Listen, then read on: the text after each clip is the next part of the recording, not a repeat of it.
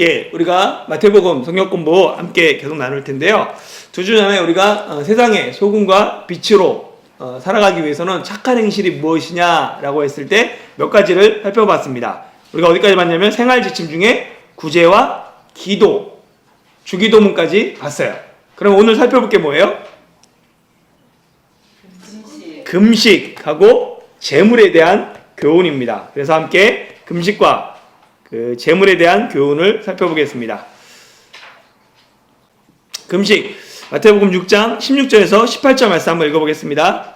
마태복음 6장 18절에서 16절 말씀 같이 읽을까요? 시작. 금식할 때에 너희는 외식하는 자들과 같이 슬픈 기색을 보이지 말라. 그들은 금식하는 것을 사람에게 보이려고 얼굴을 흉하게 하느니라. 내가 진실로 너에게 이르노니 그들은 자기 상을 이미 받았느니라. 너는 금식할 때에 머리에 기름을 바르고 얼굴을 씻으라. 이는 금식하는 자로 사람에게 보이지 않고 오직 은밀한 중에 계신 내 아버지께 보이게 하려 함이라. 은밀한 중에 보시는 내 아버지께서 갚으시리라. 보시면 금식의 사전적인 의미는 치료나 종교 등의 이유로 일정 기간 음식을 먹지 못하게 금하거나 또는 먹지 않는다라고 사전에서 금식을 정의하고 있습니다. 그러면 이걸 보면 금식하고 비슷한 게 뭐가 있어요? 단식 있죠. 단식은 뭐예요? 차이점이 뭡니까?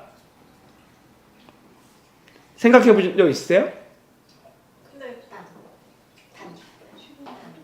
이거는 금지할 금. 음식을 금지하는 거고, 그건 음식을 끊는 거예요? 완전히 안 먹고 그거는 풀이나 예. 보면 단식 일정 기간 동안 의식적으로 음식을 먹지 않음이라고 되어 있어요. 사전적인 의미가. 비슷한 의미인데 잘 생각해 보면 무슨 차이가 있냐면 단식과 금식의 차이점이 있는데 단식은 뭐예요? 의식적으로 목적이 있다는 거예요. 단식에는 특별한 목적이 있습니다. 그래서 우리가 뭐라 그래요? 단식 투쟁이라고 그러죠. 단식을 통해서 뭔가를 이루려고 하는 목적이 있는 거예요. 금식 투쟁이라는 말은 사용하지 않습니다. 그러나 금식은 그렇게 할 수밖에 없는 상황이에요. 의식적인 게 아니라 어쩔 수 없는 상황에서 음식을 끊어야 되는 상황. 그래서 위내시경 전에 뭐라 그래요? 금식하세요라고 얘기하죠. 단식하세요라고 얘기하지 않습니다. 그렇죠? 그런 차이점이 있어요. 그리고 우리가 보면 종교와 관련될 때는 금식이라는 말을 쓴다는 거예요.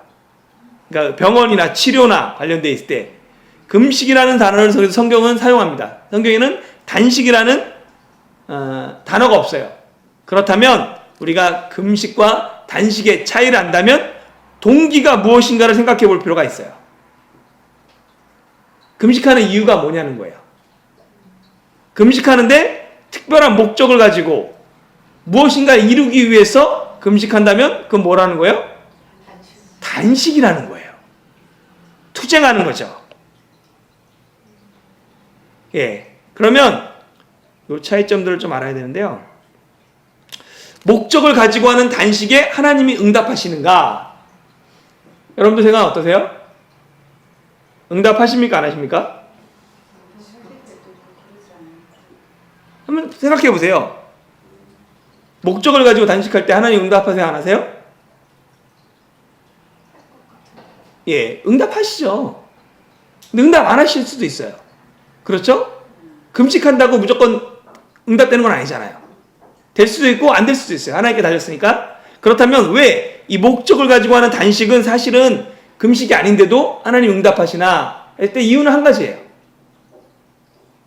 많은 간증이나 이런 거 보면 막 부러워하는데 사실은 어린 자녀가 울고 불고 뗐으면 부모님 마음이 약해서 들어줄 때가 있어요. 그러나 장성한 자녀가 막 울고 불고 떼쓰고 밥 안 먹겠다 그러면 부모가 안 들어주죠. 오히려 한 대 맞지 않으면 다행이지. 막무가내 금식이 이루어졌다면 내 신앙이 뭐라는 거야 아직? 어린아이라는 거야 아주. 근데 이거를 어린아이인데 막 간증하고 자랑하면 뭐예요? 부끄러움을 모르는 거예요. 사실 나 아직 어린아이입니다 라는 것밖에 안 되는 거거든요. 왜냐하면 성경은 어린아이에서 머물지 말고 장성한 사람이 되라고 얘기를 해요. 장성한 사람이라면 뭐예요? 부모의 마음을 알고 그 부모의 동참하는 것. 그게 장성한 사람이 자기가 짊어져야 될 그런 것이죠. 그러니까 이 차이점을 분명히 알면 우리가 만약에 어떤 사람이, 사실 저도 이런 거 고민 많이 했거든요 예전에. 저 사람은 분명히 저거 말도 안 되는 건데 금식하고 막 그랬더니 하나님 들어줬다고 막 그러는 거예요. 그래서 금식하면 다 된다고. 그런데 이해를 잘 못하다가 제가 아이를 키우면서 이해가 되더라고요. 막 들어놓고 떼서 그러면 때로는 혼내기도 하고 막 이러는데 안 될 때가 있어요. 그럴 때 제가 얼마나 그런 거 갖고 싶으면, 얼마나 뭐 하고 싶으면, 원하고 싶으면 해서 들어줄 때가 있어요. 그게 부모의 마음이더라고요. 어린아이기 때문에 그렇죠. 그런데 아이가 저보다 이제 키도 크고 막 이러는데 지금 밥 안 먹겠다고 막 이러고 막 뭐 사달라고 이러봐요. 그러면 저 언제 드나 부모의 마음에 근심이 되는 거죠. 그러니까 그런 것들에서 이해할 필요가 있습니다. 또 하나의 질문인데, 성경에서 금식에 대한 가장 대표적인 성경 말씀 어딘지 아세요? 이게 사실은 금식 기도원 가면 항상 붙어있는 말씀이에요. 이사야 58장 6절 한번 읽어볼까요? 여기 시작. 내가 기뻐하는 금식은 중하게 결박을 풀어주며 멍에 줄을 끌어주며 압제 당하는 자를 자유하게 하며 모든 멍에를 꺾는 것이 아니겠느냐. 한번 여기 그러니까 마태복음 6장에다가 갈피를 하시고 이사야 58장 6절을 찾아보세요.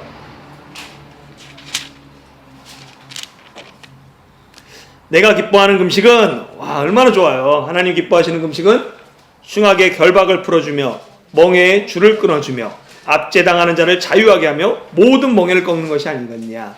이 말씀이 가장 어떻게 보면 대표적인 성경 말씀인데요. 이걸 보면 하나님이 기뻐하는 금식하면 뭐 한다는 거예요?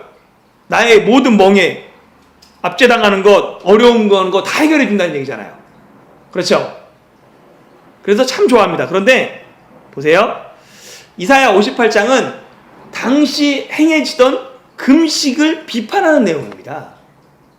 58장을 쭉 읽어보면 당시 금식한다고 하면서 절제하지 않아요. 오히려 오락을 즐겨요. 밥은 굶지만 즐거움을 찾아가요. 금식한다고 그러면서 다른 사람과 화해하지 못하고 싸워요. 악한 주먹으로 쳐요. 그런 걸 보면서 금식을 비판하는 내용 중에 쭉 보면 이렇게 나옵니다. 6절이 나오는 거예요. 그리고 바로 이어서 한 절만 더 읽어봐도 이 6절의 마음이 이게 아니구나, 뜻이 이게 아니구나 압니다. 7절 한번 읽어볼까요? 시작. 또 줄인 자에게 내 양식을 나누어 주며 유리하는 빈민을 집에 들이며 헐벗은 자를 보면 입히며 또 내 골육을 피하여 스스로 숨지 아니하는 것이 아니겠느냐. 시작을 또로 하고죠. 그러니까 내가 기뻐하는 금식은 뭐예요? 흉하게 결박을 풀어주며 모든 멍에를 끊는 것이 아니겠느냐. 그리고 또 줄인 자에게 내 양식을 나눠주며. 그러니까 서로 싸우고 다투고 악한 주먹 치는 것 아니라는 거죠. 그러니까 이게 뭐냐면 하나님이 기뻐하는 금식은 6절에 억압받는 사람들의 문제를 해결해 주는 거예요.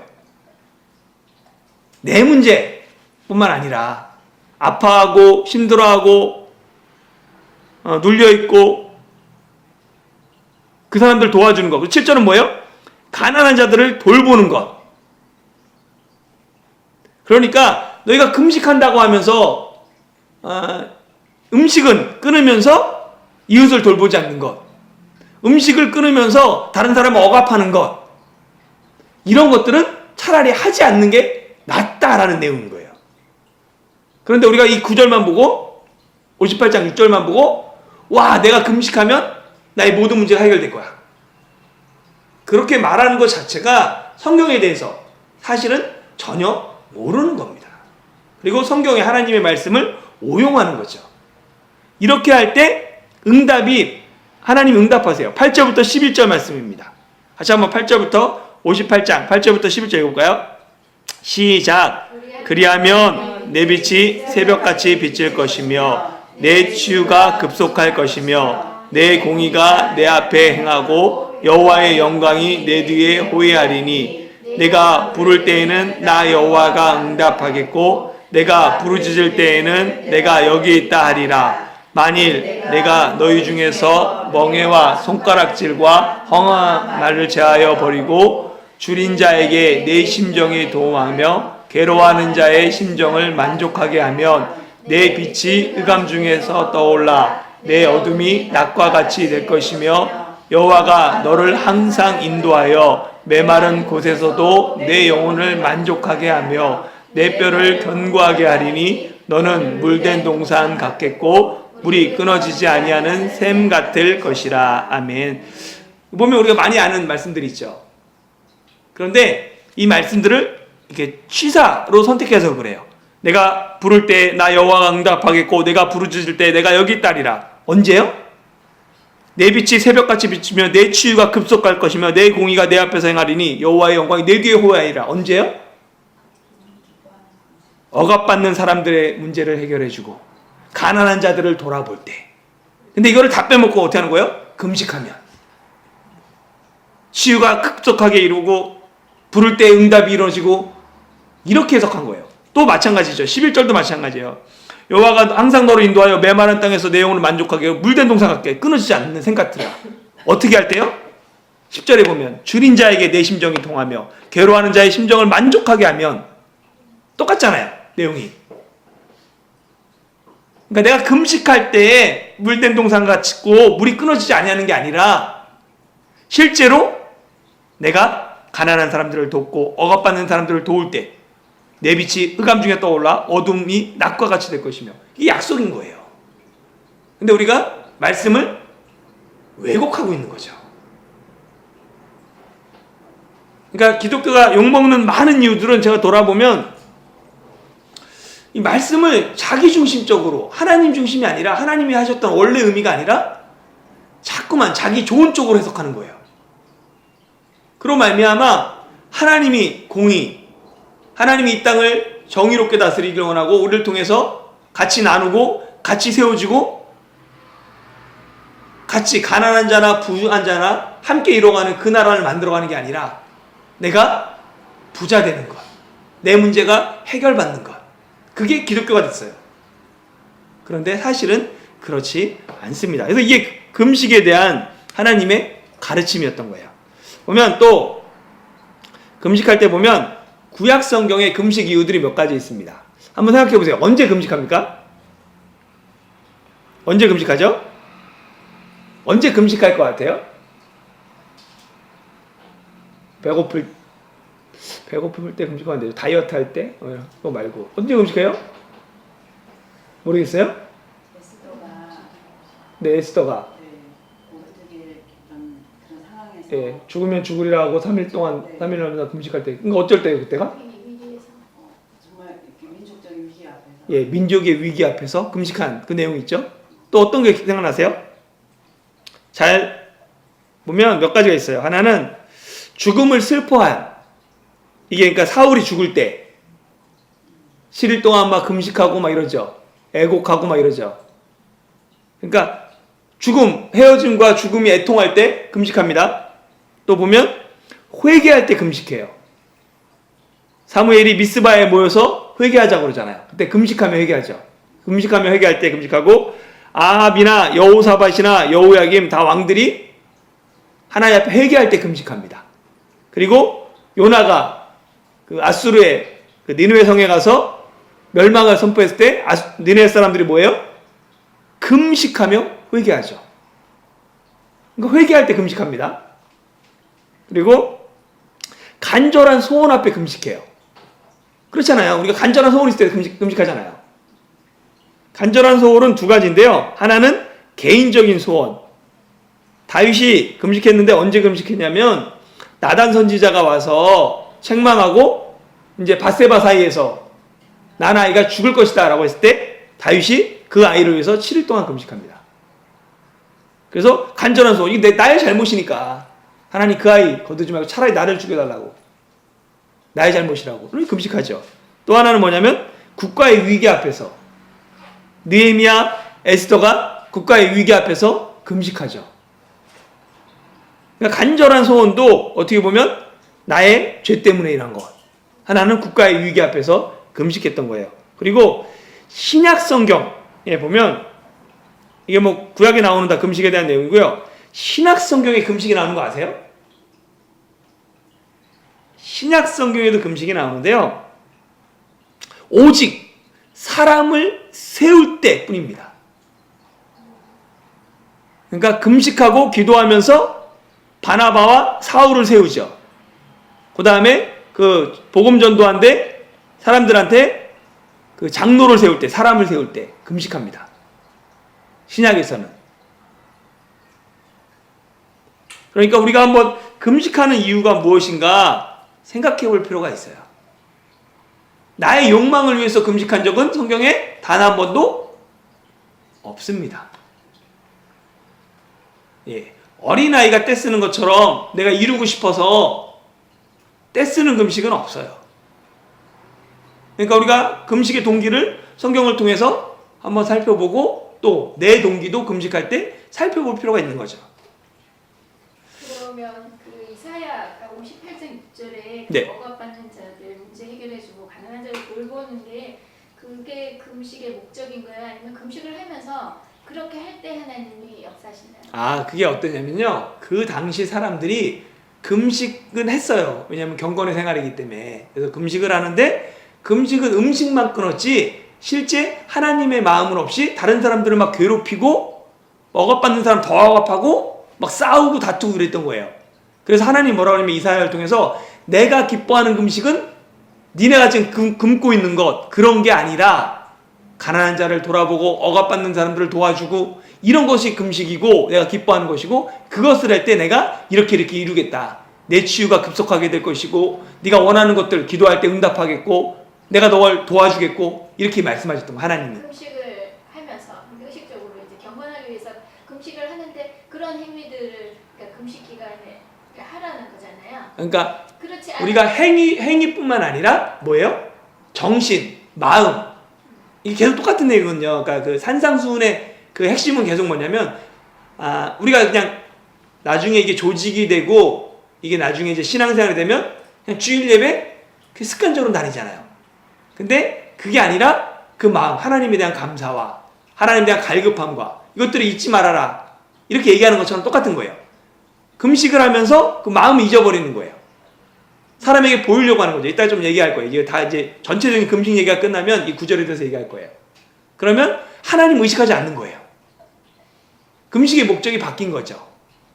그래서 그것들을 예수님께서 회복시키시는 거예요. 마찬가지죠. 우리가 금식이 필요 없는 게 아니에요. 바로 나올 건데요. 금식이 필요 없는 게 아닌데 금식하면서 하나님의 마음을 잊어버린다는 거죠. 그렇다면 그런 금식은 차라리 안 하는 게 낫다는 거죠. 예, 그래서 바로 나오는데요. 금식에 두 가지 극단이 있습니다. 두 가지 극단이 있어요. 하나는 뭘까요? 당연히 금식은 필요 없다라는 게 있고 또 하나는 뭐예요? 금식하면 모든 문제가 해결된다. 이런 분들 생각보다 꽤 있어요. 극단으로. 문제가 생기면 뭐라 그래요? 금식해봐. 하나님 앞에 생명 걸고 금식해. 금식을 만병통치약으로 생각할 수 있습니다. 근데 그 극단인 거예요. 끝에 있는 거죠. 그리고 또 반대쪽에 끝에 있는 건 뭐냐면 금식은 전혀 성경적이지 않다. 금식은 필요 없다. 라는 양쪽 극단에 있는 거예요. 두 가지 극단이. 보면 누가복음 5장 33절에서 35절에 한번 같이 찾아볼게요. 사람들이 와서 물어봐요. 왜 금식하지 않냐고. 누가복음 5장 33절에서 35절 한번 읽어볼까요? 시작. 그들이 예수께 말하되 요한의 제자는 자주 금식하며 바리새인의 제자들도 또한 그리하되 당신의 제자들은 먹고 마시나이다. 예수께서 그들에게 이르시되 혼인집 손님들이 신랑과 함께 있을 때에 너희가 그 손님으로 금식하게 할 수 있느냐? 그러나 그날이 이르러 그들이 신랑을 빼앗기리니 그날에는 금식할 것이니라. 여기에 보면 신랑이 빼앗길 때 금식하라 라고 말씀하셨어요. 이 신랑이 빼앗겼을 때가 언제냐면 십자가에서 죽으셨을 때. 이렇게 해석하면 뭐가 돼요? 예수님이 부활하시고 돌아오셨으면 지금은 금식할 필요가 없다라고 주장하는 사람들이 있다는 거예요. 그렇죠? 그러니까 이 두 가지 극단이 있는 거예요. 근데 극단은 한쪽에 무조건 치우친 건 바른 게 아니죠. 그러면 이 금식에 대한 예수님의 가르침은 무엇이냐? 오늘 본문을 함께 살펴보려고 합니다. 첫 번째 보면 다시 이제 마태복음 6장 16절에 보면 첫 번째 보면 금식에 대한 예수님의 가르침은 먼저 외식하는 자들에 대해 경고하십니다. 그래서 금식할 때 너희는 외식하는 자들과 같이 슬픈 기색을 보이지 말라라고 말하죠. 제일 처음에 그래요. 당시 금식은 경건을 드러내는 하나의 덕목이었어요. 유대인들이 이 사람이 믿음이 좋은지 경건한지 알려면 세 가지를 봤죠. 뭘 봤어요? 어떻게 구제하나, 또 하나는 어떻게 기도하나, 또 하나는 어떻게 금식하나. 이 세 가지가 유대인들의 3대 경건 생활의 덕목이었던 거예요. 우리도 마찬가지죠. 저 사람이 믿음이 좋은지 어떻게 알아요? 어떻게 다른 사람들을 돕나, 어떻게 기도하나.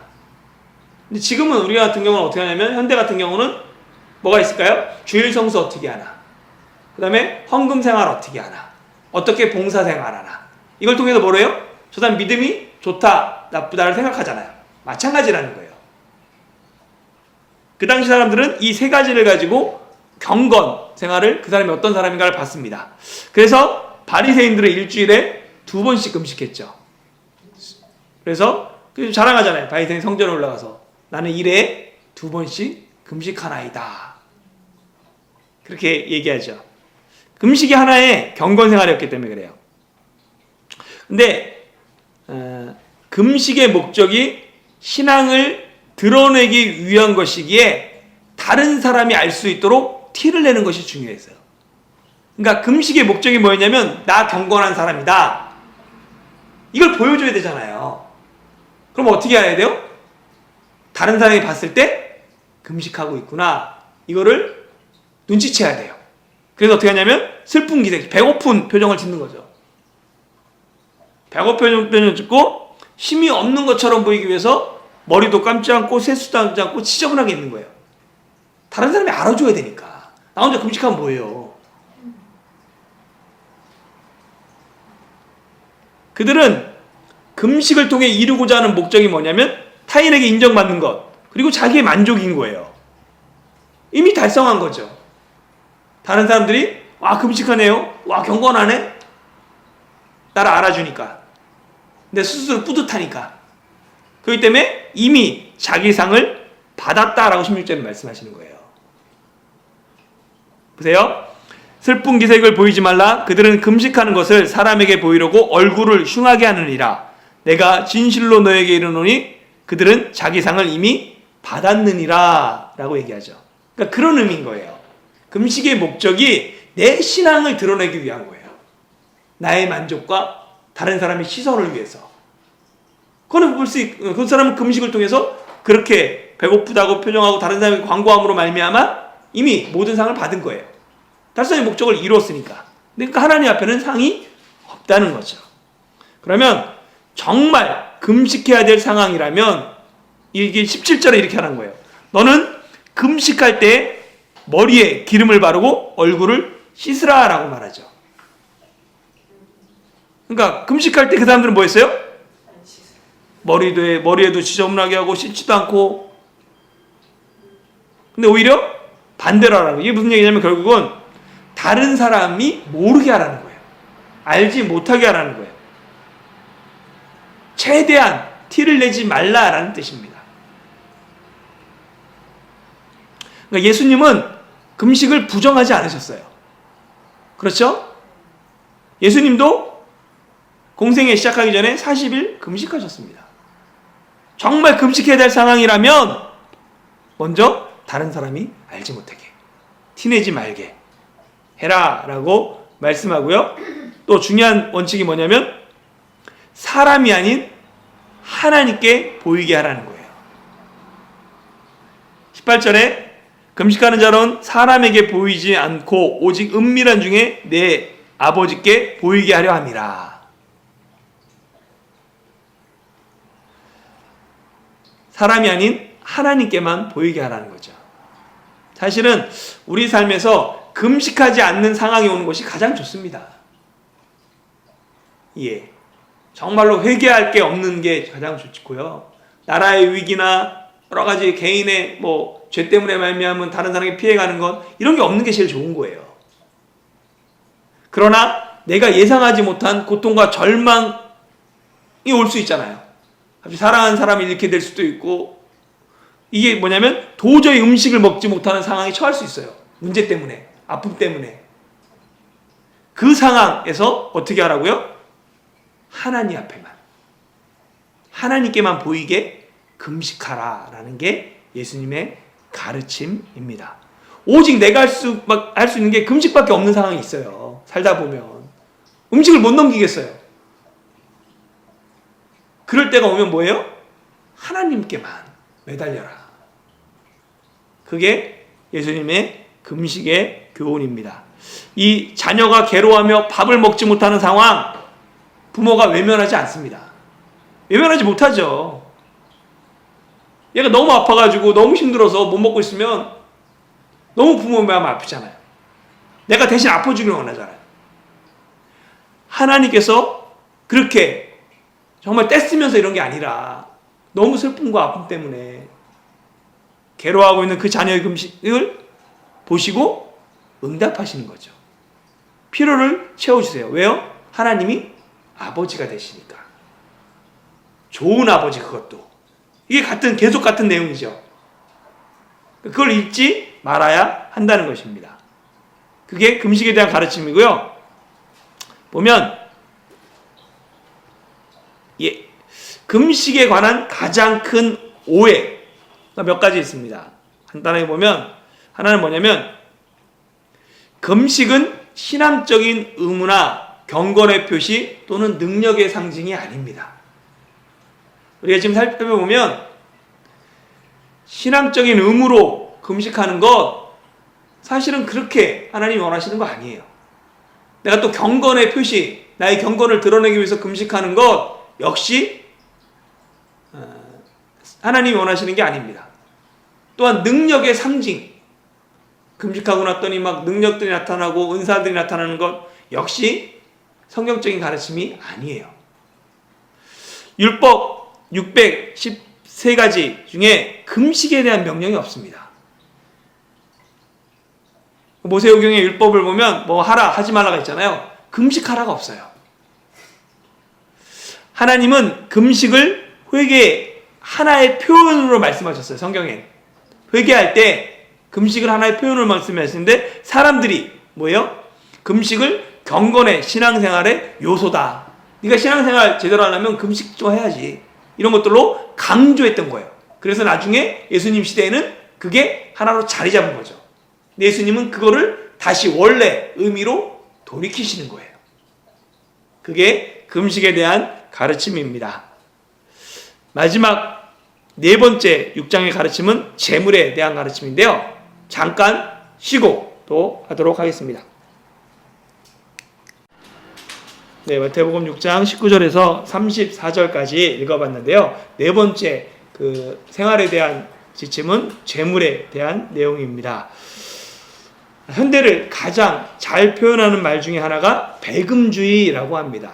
근데 사실은 배금주의 이렇게 하면 잘 사용하지는 않는데요. 보면 배금주의를 만모니즘이라고 그러죠. 그래서 배금, 이게 약간 애매한데 보면은 뭐예요? 금을 경배하는 것.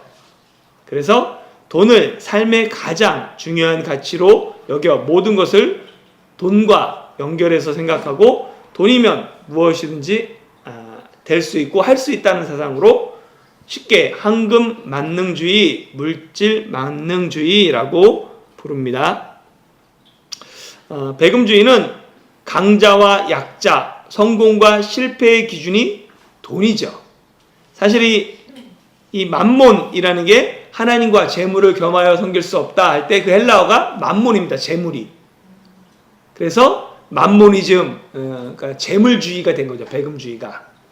그래서 보면은 성공과 실패 기준을 돈으로 따지잖아요. 근데 이게 사실 배금주의인데 교회 안에는 어떤가요? 예를 들어서 성공한 목회자, 성공한 교회라고 할 때 그 기준이 뭐예요? 사실 돈 아닌가요? 하나님과 재물을 겸하여 섬길 수 없다고 그랬는데 거기서 배금주의가 나왔는데 교회가 누굴 섬기고 있는 거예요? 알게 모르게? 우리 알게 모르게? 세상적인 가치관과 똑같이 재물을, 돈을, 그러니까 얼마나 잘못된 말인지 생각해 볼 필요가 있습니다. 그래서 목회 어떻게 하느냐, 뭐 몇 명 모이느냐, 재정이 얼마 되느냐, 그 밑바닥에 깔려 있는 게 그 사람에 대한 판단 기준이, 그 교회에 대한 판단 기준이 돈이라면 그거는 아주 이 하나님을 대적하는 반대 방향으로 가는 거죠. 그러면 우리도 한번 돌아볼 필요가 있습니다.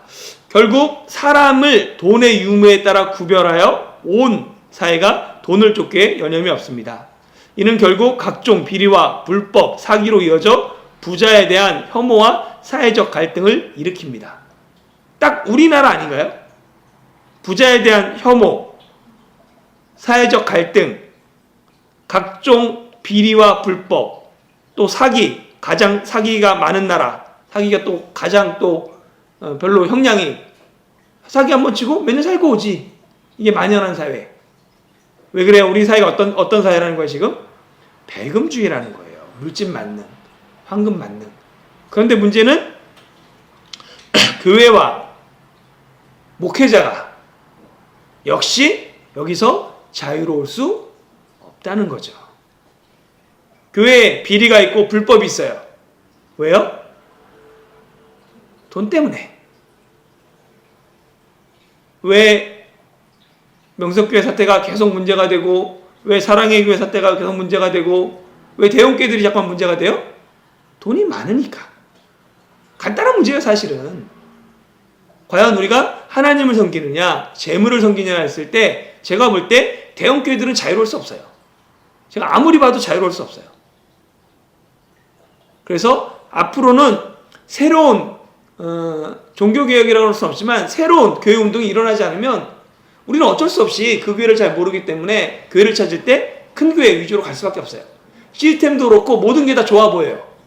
그런데 그 밑바닥에는 알게 모르게 하나님이 아닌 금을 쫓고 재물을 쫓는, 그게 누구나 더 쉽게 유혹이 되는 거죠. 그럴 수밖에 없는 사회적인 시스템 가운데 우리가 살아가고 있기 때문에 그렇습니다. 자본이 최고로 존중받는 사회에서 그리스도의 삶은 돈보다 더욱 중요한 가치가 있다는 것을 증명하는 삶을 살아야 된다는 거예요. 모든 사람이 돈을 쫓습니다. 어떤 사람을 성공이라고 그러고 어떤 사람을 강자라고 그러면 돈 있는 사람. 그런데 교회는 그러면 안 된다는 거예요. 교회는 정말로 장로를 세울 때도, 사람을 세울 때도, 또 교회가 세워갈 때도 돈보다 더 중요한 것이 있다. 이 가치를 잃어버리지 말아야 합니다. 그렇다면 여러분의 보물은 무엇입니까? 나의 보물은 무엇인가? 아마 그 연령대에 따라 다른 것 같아요. 사실은 뭐 고등학교 때 이럴 때는 보물이라 그러면 뭐 그 꿈에도 소원은 워크맨 이런 거였어요. 그 당시에 조그만 뭐 마이마이라고 그러나요? 워크맨 뭐 이런 거. 꿈에도 소원은 그런 거였던 거죠, 사실은. 뭐 그때 뭐 그런 게 없잖아요.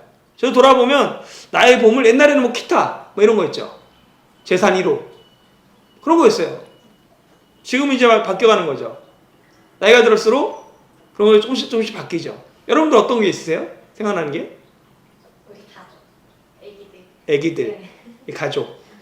네네. 다른 분들은요? 나이가 들수록 사실은 나의 보물이라는 게 결국 간단해요. 가족들로 되고 아니면 신앙적인 것들, 하나님에 대한 신앙들, 그런 것들밖에 남지 않더라고요.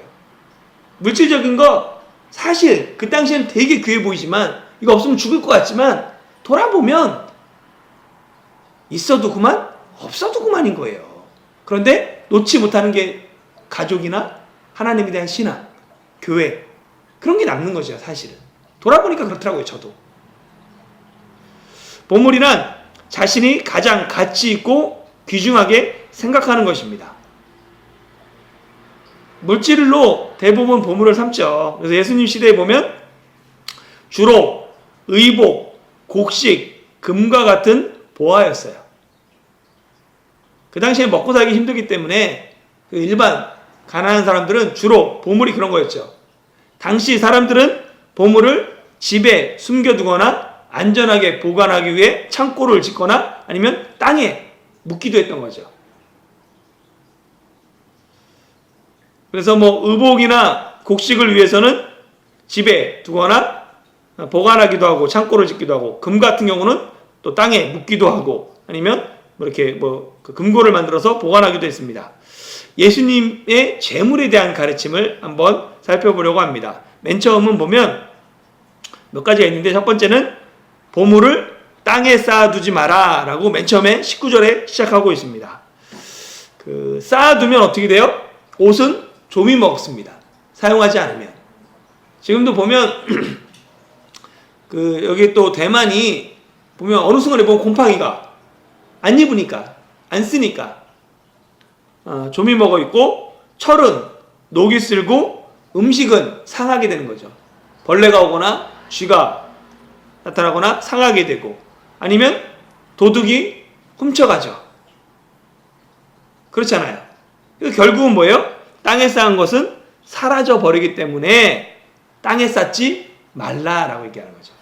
결국은 사라져 버린다라고 얘기합니다. 그러면 두 번째 가르침은 뭐냐면, 보물 어디에 쌓으라 그래요? 하늘에 쌓아두라라고 20절에 이야기합니다.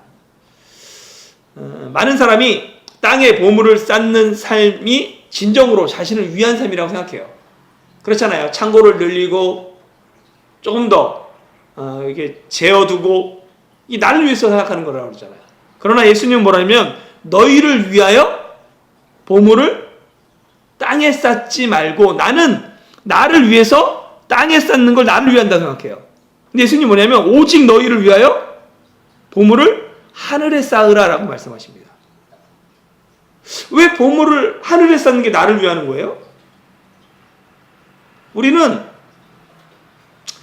하늘에 쌓으면 그거 하나님 위한 것이지, 이렇게 생각한단 말이에요. 근데 예수님이 뭐냐면, 너희가 보물을 하늘에 쌓아라, 이것이 바로 너희를 위하는 것이다 라고 말씀하십니다. 왜 그럴까요? 왜 하늘에 보물을 쌓는 것이 진정 자신을 위하는 것일까? 한번 생각해 본 적이 있으십니까? 왜 하늘을 쌓는 게 나를 위하는 것이지? 당연히 지금 내가 먹고 마시고 내 자녀들을 위해서 남기고 땅에 쌓는 게 나를 위하고 우리를 위한 것인데, 자신만을 위한 보물은 이 땅에서 만족감을 줍니다. 근데 그 만족감이 일시적이에요. 행복감을 줘요. 근데 그게 영원으로 이어지지 않습니다. 미래에 대한 확신, 평안은 결국 영원으로 이어지는 건 돈과 관련된 게 아니에요. 우리가 불안하기 때문에, 확신이 없기 때문에 계속 잠깐만 돈을 더 가지려고 하는 거죠. 사람은 그럴 수밖에 없는 존재입니다. 그런데 그것이 과연 영원으로 이어지냐 했을 때, 땅에 쌓은 것은 영원으로 이어지지 않습니다. 그렇기 때문에 우리 영혼을 위해서, 영원한 평강을 위해서는 하늘에 쌓으라고 말씀하시죠. 보물을 땅이 아닌 하늘에 쌓는 방법이 있습니다. 그게 뭐냐면, 참 명언인데요. 이게 사실 명언입니다. 이거는 자신에게는 좀 더 인색하고 하나님께는 좀 더 부유하라. 사실은 누구나 다 우리가 땅에 살기 때문에 땅의 피로들을 채워야 되죠. 그런데 자신에게는 좀 더 인색하고 다른 사람, 하나님에게는 좀 더 부유할 때 그것이 하늘에 쌓는 거예요. 그러나 대부분 사람들은 뭐예요? 보물을 땅에 두는 사람은 자신에게는 부유합니다. 근데 하나님께는 뭐예요? 인색하죠. 그게 결국은 땅에 보물을 쌓는 거예요. 똑같이 예수님을 믿어도 땅에 보물을 쌓는 사람이 있고 하늘에 보물을 쌓는 사람이 있습니다. 모든 사람은 기본적으로 자기 중심적이에요. 이건 어쩔 수 없습니다. 그렇기 때문에 자신에게는 좀 더 뭐예요? 너그럽죠.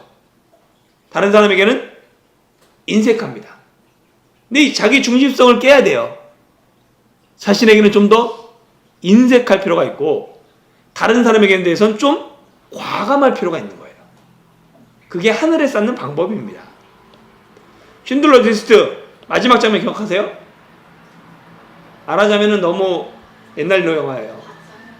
쉰들러 리스트 마지막 장면 어떤 영화 아세요? 이제 독일이 패망하고 전쟁이 끝나요. 예, 쉰들러가 반지 같은 거 빼면서 그래요. 이 반지만 팔았으면 한 명을 더 살렸을 텐데, 이 자동차만 팔았으면 몇 명을 더 살렸을 텐데. 눈물을 흘리면서 울죠. 많은 사람을 살렸어요. 그게 뭐예요? 하늘에 쌓는 거예요.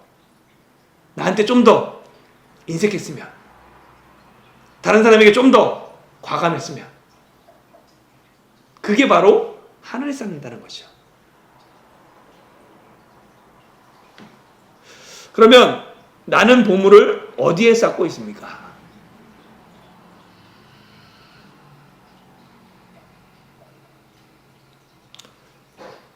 재정의 사용은 내 마음이 진정으로 사모하는 것이 무엇인지 보여줍니다.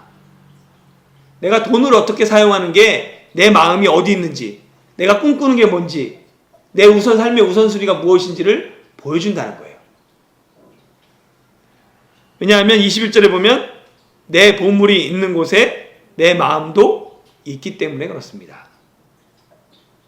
그게 예수님의 가르침이죠. 그리고 이걸 설명하는 게 뭐냐면, 예, 하나님께서 원하시는 것은 결국 뭐예요? 마음입니다. 보물이 아니에요. 그런데 이 마음이 보물로 표현되는 거죠. 그러니까 이걸 오해하지 말아야 돼요. 항상 하나님은 정신, 마음을 원하셔요. 그런데 잠깐만 이것들 오해하게 되면 어려운데요. 이걸 두 가지를, 보물과 마음의 관계를 22절과 23절을 통해서 설명하고 있는데, 이걸 한번 읽어보고 다시 잘 이해할 필요가 있어요. 한번 22절, 23절 다시 한번 읽어볼까요? 시작. 눈은 몸의 등불이니 그러므로 내 눈이 성하면 온몸이 밝을 것이요 눈이 나쁘면 온몸이 어두울 것이니 그러므로 내게 있는 빛이 어두우면 그 어둠이 얼마나 더하겠느냐. 보면 몸의 행동을 결정하는 것, 무엇을 보느냐에 달려있어요. 그러니까 눈에 달려있는 거죠. 그래서 눈이 몸의 등불이다라고 얘기를 하는 거예요. 보는 것에 따라 우리가 움직입니다. 그러니까 눈이 성하면 온몸이 밝을 것이며 눈이 나쁘면 온몸이 어둡게 된다라고 얘기하는데요. 이게 약간 어려운데 이렇게 생각하시면 돼요. 몸은 보물을 상징하고 눈은 마음을 상징하는 거예요. 그러니까 보물을 땅에 쌓는 것인가 하늘에 쌓는 것인가 어디에 달렸어요? 내 마음에 달렸다는 거예요. 그러니까 몸이 움직이는 건 보는 것에 눈을 따라가는 것처럼 네 보물을 어디에 쌓는가는 어디에 달렸다고요? 마음에 달렸다는 거예요. 이걸 비유하는 거예요. 그래서 눈이 몸의 등불이 되는 것 같이 마음이 보물을 사용하는 등불이 된다라는 의미입니다. 그러니까 네 보물을 어떻게 사용하고 있느냐? 네 마음에 달렸다. 이것들을 비유를 통해서 뒤에 얘기를 하는 거예요.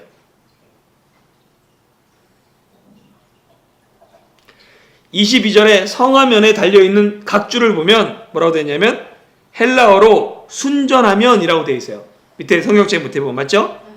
예, 마음이 순전하면, 성하면, 그러니까 눈이 성하면을 그 바꾸면 눈은 마음을 뜻하니까 마음이 순전하면 보물을 바르게 사용하지만 마음이 불순하면 보물도 바르게 온전하게 사용하지 못한다는 의미인 거예요. 그렇게 내 등불인 마음이 어두우면 절대 보물을 하늘에 쌓을 수 없다라고 얘기하는 거죠. 그러니까 우리 마음이 사실 하나님 앞에 쌓고자 하는 마음이 들지 않으면 보물을 쌓을 수 없는 거죠. 땅에 쌓을 수밖에 없는 거예요. 그래서 보면 등불인 마음에 돈이 가득한 사람은 돈에 눈이 멀게 되어 있습니다. 그런 사람은 보물을 땅에 쌓는 것이 인생 최고의 가치와 목표가 되기에 재물이 하나님이 돼요. 사실 교회 생활을 오래 해도 교회를 다닌다고 해도 이런 사람이 생각보다 많이 있습니다. 하나님을 믿는다고 하지만 그 사람이 믿는 건 하나님이 아니라 뭐예요? 추구하는 건 재물인 거예요. 왜냐하면 계속 돈에 눈이 멀었으니까. 돈밖에 보이지 않으니까. 그런 사람의 목표는 계속 땅에 쌓는 거예요.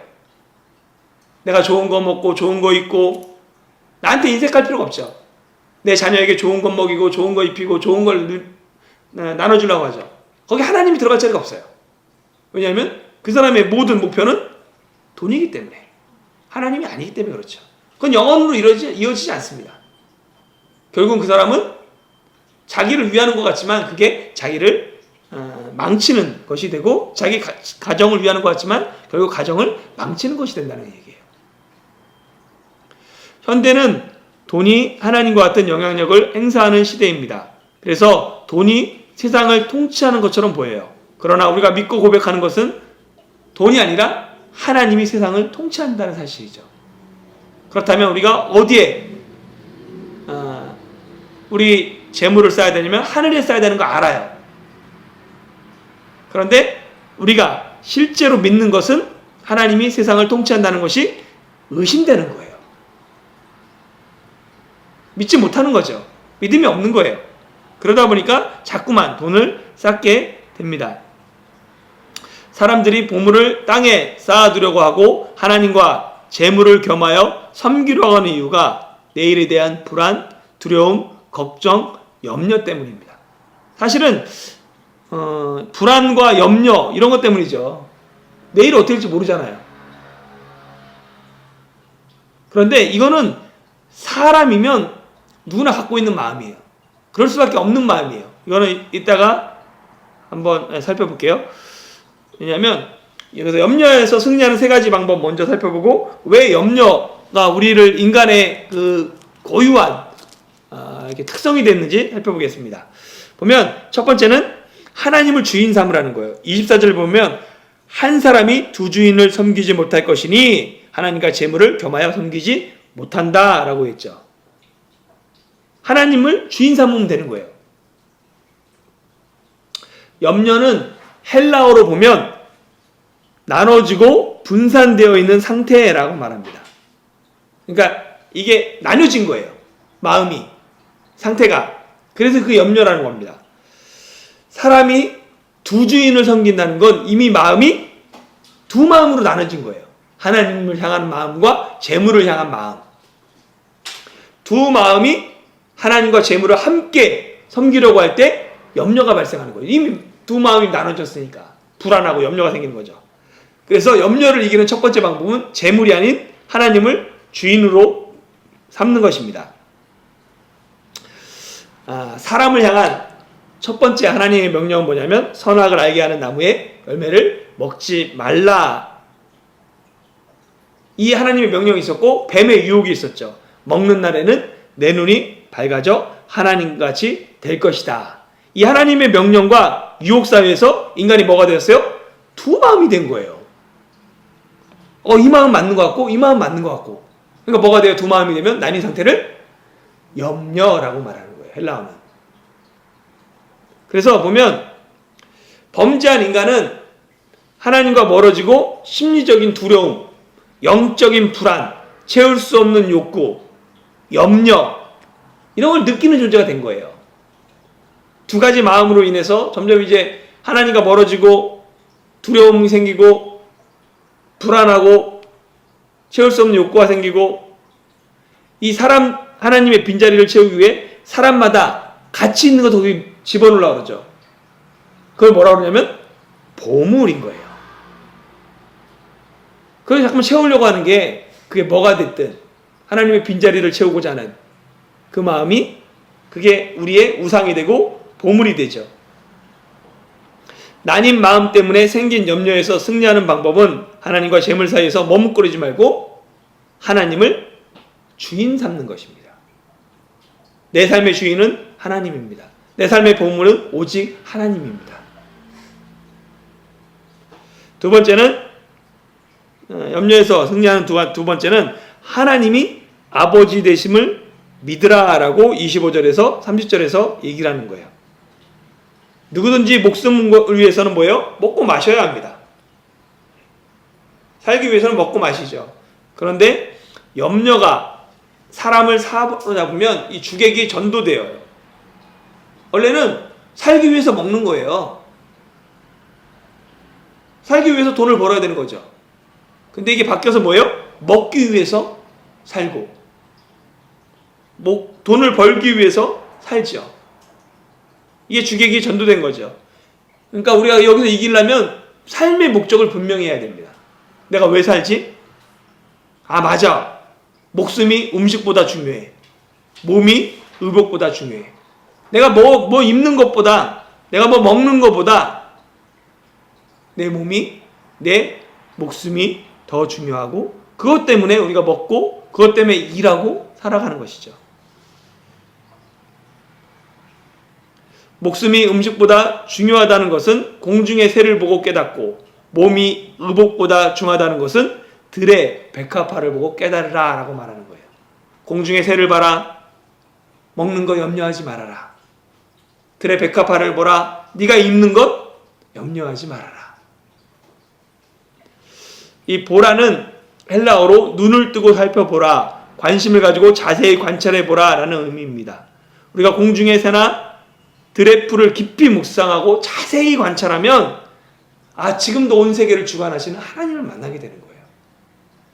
예전에 성자들이 믿음의 선배들이 자연 속에서 깊이 피조물들을 묵상하면서 거기에 임하시는 하나님의 은혜, 거기에서 그것들을 주관하시고 들풀도 입히시는 하나님의 그 놀라운 사랑과 은혜를 경험하면서 이 모든 염려들을 이겨냈던 것이죠. 하나님을 만났던 거예요. 마찬가지입니다. 그런데 우리가 하나님을 보지 못하고 염려하는 이유는 뭐라고 그러냐면 믿음이 작기 때문이에요. 사실 믿음이 작다는 건 뭐예요? 믿음이 없다는 건 아니에요. 우린 믿음이 있어요. 하나님에 대한 믿음이 있어요. 그런데 하나님이 아버지라는 믿음이 하나님이 나를 지금도 입히시고 먹이시고 나의 필요를 채우시는 좋은 아버지라는, 그래서 내가 정말로 그 아버지 앞에 달라고 할 때 하나님께서 귀한 것들로 채워주시는 그 아버지라는 믿음이 작은 거죠. 예수님은 새와 들풀을 자녀와 대조하며 하나님의 돌보심을 강조합니다. 염려가 나를 사로잡으려고 할 때 염려에서 벗어나는 확실한 방법은 하나님께서 내 아버지가 되심을 믿는 거예요. 들풀도 공중의 새도 먹이시는 것처럼 하나님께서 나도 입히시고 먹이신다라는 것들을 알 필요가 있습니다. 제가 이번에 한국에 가서 그러니까 뭐 시간이 없어가지고 저를 보고자 하는, 예전에 북경에 있을 때 청년이었는데 이제 목사가 되고 이제 자녀도 둘 낳아서 제가 이제 주일날 오후 7시에 끝나니까 그때 이제 잘 사역을 마치고 왔어요. 시간이 없으니까 그때 와가지고 꼭 목사님한테 가족들 보여주고 싶다고 찾아온 거예요. 그래서 이제 얘기를 하더라고요. 이제 앞으로 본인의 계획들이나. 근데 지금 현재 한국 젊은 목회자들 상황이 참 어렵습니다. 아주 어려워요. 그래서 지금 이제 9년 있었는데요. 그 교회에서 이제 나가겠다고 이제 나가야 되고 그러니까 이제 나가는데 사실은 이제 뭐 다른데 콜링이 있지만 콜링이 있어도 그 비전 하나 바라보고 하나님 부르심 바라보고 가야 되는 거죠. 그래서 이제 보니까 이렇게 뭐 전세 대출을 받아서 이제 살아가고 이렇게 해야 되는 거예요. 그다음에 이제 그걸 갚기 위해서 요즘에 제가 좀 두 사람한테 들었는데 쿠팡 배달하면서 자유롭게 할 수 있는 게 있대요. 그 시간 맞춰서 그런 거 하면서 시간을 내고 그다음에 이제 사역들 하는 거 주일날. 예전엔 대리운전 많이 했거든요. 이제 요즘엔 배달 한국에 뜨는 거예요. 목회자들이 어려운 거죠 상황이. 아니면 이제 사모들이 일하고 정말 마음이 되게 물론 그러니까 그 고민해서 왔을 때는 제가 이렇게 믿음으로 잘 결정했다 막 써서 보냈는데 또 막상 보니까 애들도 하나는 돌 지났죠. 돌 지나고 14개월 남자애 둘인데 하나는 4살 자기들이 5살 된다고 막 그러고 있고 보면서 해준 말이 있어요. 그래 내가 사역하면서 굶어 죽었다는 사람 얘기는 못 들어봤다. 믿음으로 같이 걸어가자 라고 얘기를 했어요. 그 다음날 또 예전에 친구들을 만났는데요. 다 목사들이죠. 뭐 숭실대에서 박사과정이 있어서 숭실대 앞에서 만났는데 또 한 친구도 개척을 하는데 똑같이 이제 그 전세 자금 내서 또 서울에 또 아파트를 얻어서 거기서 교회를 시작하는 거예요. 아파트가 너무 비싸대요. 아파트에서? 예. 그러니까 그런 친구도 꽤 있어요. 지금 제 페이스북에 보니까 꽤 많아요. 그러니까 젊은 사람들이 젊은 것도 아니죠, 사실은 이제 뭐 이제 50대를 이제 바라보고 있는데도 자리가 없잖아요. 계속 그냥 있을 수 없잖아요. 그러니까 또 하나님의 기도하면서 부르신 다음에 개척을 해야 되는데 개척하는 게 뭐 사람 누가 붙는 것도 아니고 작은 교회 가려고도 안 하고 그러다 보니까 참 이게 쉽지 않구나.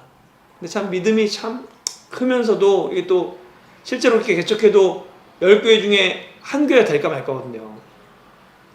그래서 우리도 보면 요즘에 보면 20교회가 개척하잖아요.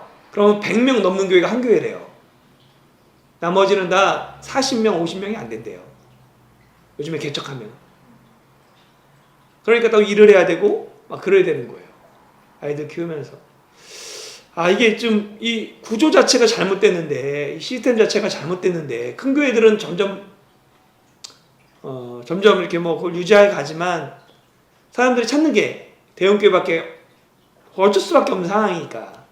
그리고 보면서도 이게 과연 성경적인 가르침인가 아니면 한국 교회가 지금 제대로 가고 있는 건가 라고 했을 때 조금 마음에 좀 답답함이 있었는데 그럼에도 불구하고 우리가 믿는 것 하나님께서 굶어 죽는 사람은 없더라 라는 것을 믿고 신뢰하고 가야 된다. 그래서 염려들을 내려놔야 된다라는 것들을 제가 다시 한번 느끼고 왔습니다. 세 번째는 뭐냐면 우선순위를 바로 하라입니다. 31절에서 34절에 보면 믿음이 작기 때문에 우리는 무엇을 먹을까, 무엇을 마실까, 무엇을 입을까 염려하죠. 그러나 이는 하나님을 믿지 않는 이방인들이 구하는 것이다 라고 예수님께서 말씀하십니다. 예수님은 이방인들과 우리를 대조하면서 우리가 구해야 되는 것 하나님의 나라와 하나님의 의임을 강조합니다. 우리가 해야 할 것은 무엇을 입을까, 무엇을 먹을까 염려하는 것이 아니라 어떻게 하나님 나라에 참여할 것인가. 이것이 우리의 목표가 되어야 되고 우선순위가 되어야 됩니다. 하나님의 나라와 하나님의 의를 구하는 것, 이것이 바로 우리의 우선순위고 우리의 부르심이라는 거예요. 그렇게 할 때 하나님 뭐예요? 미리 모든 것을 하시고 모든 것을 더해 주신다라고 약속해 주셨어요. 그 약속을 붙잡고 그 믿음을 붙잡고 나아가는 것, 그것이 바로 재물에 대한 우리의 삶이 되어야 되고 또한 주님의 가르침입니다.